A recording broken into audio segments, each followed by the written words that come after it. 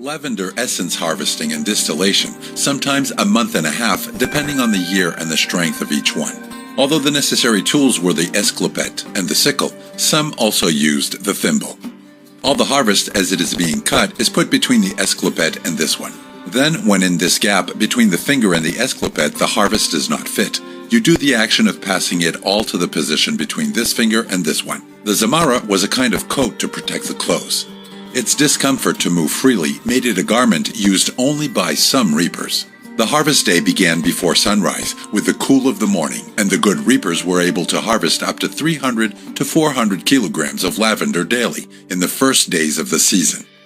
The mown bushes were left in bunches along the board or field in which they were working. Then they were piled up in bundles, placing the flowers or candles inside. This is the way we used to do it because our father taught us a lot about mowing lavender. The lavender, if you put the candle inside, the bundle becomes much longer. The humidity, especially for those of us who are going to mow, was good for us because it weighed much more kilos.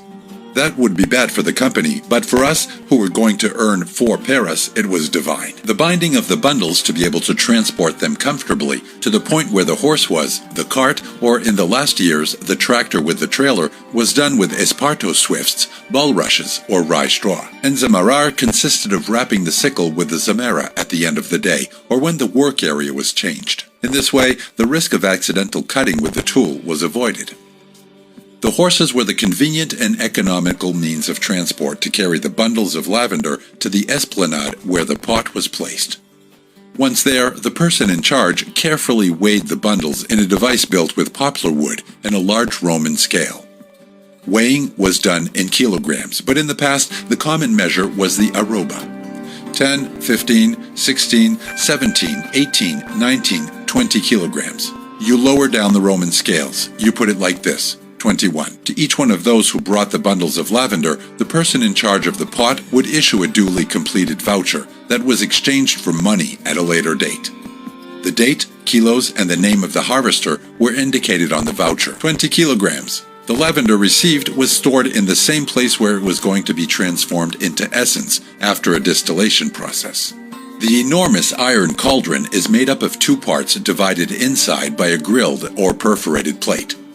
This separates the lavender bushes from the water needed for distillation. The place for the placement of the pot requires the presence of running water, both to provide themselves of the 14 or 15 wells that are needed in each cooking, and for cooling the steam outlet pipes. The capacity of the upper half of the boiler is 50 arrobas.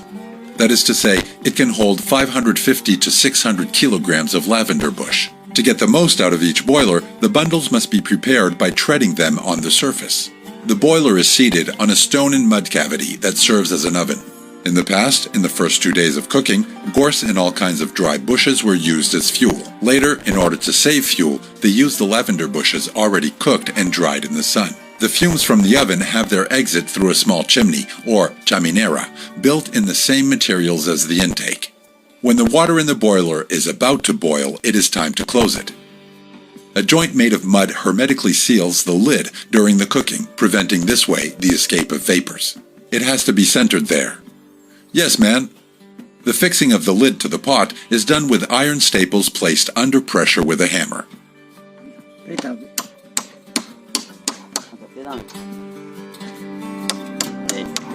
From this moment on, the distillation process begins. In it, the steam from the boiling water expands through the boiler, heating all the green mass and vaporizing the water and the essential oil contained in the lavender. Then, this mixture of vapors begins to travel through the 12 meters of zinc pipe that, starting from the boiler's gas outlet, runs through the ditch in the form of a serpentine inside the water.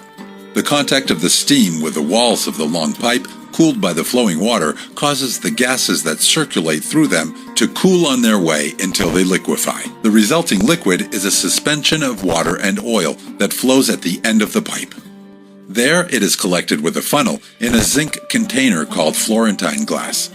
On average, each firing usually lasts 2.5 to 3 hours, and its control has always been based on the experience and practice of the person in charge of the boiler. The laborers are in charge of keeping the fire at the right point during the whole process, since it is necessary to maintain a continuous control of the steam production. The Florentine glass facilitates the continuous exit of the water, while the less dense oil floats on the surface of the water, remaining at the top. The water flows out through a drain at the bottom part of the vessel and is collected in a bucket. This way, any escape from the essence can be detected, and at the same time, estimate the ending of the boiler when 7 or 8 buckets of water have been obtained.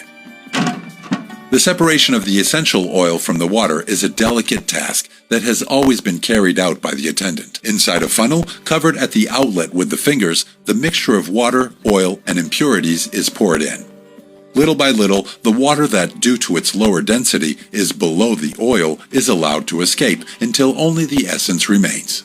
Normally, we have been obtaining between 3 and 5 kilos of lavender essence, or lavender per boiler, and in normal season, they were carried out 4 boilings per day.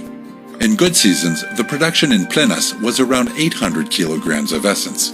In the first 2 or 3 days of mowing, the number of lavender bushes were weighed between 30 or 40,000 kilograms.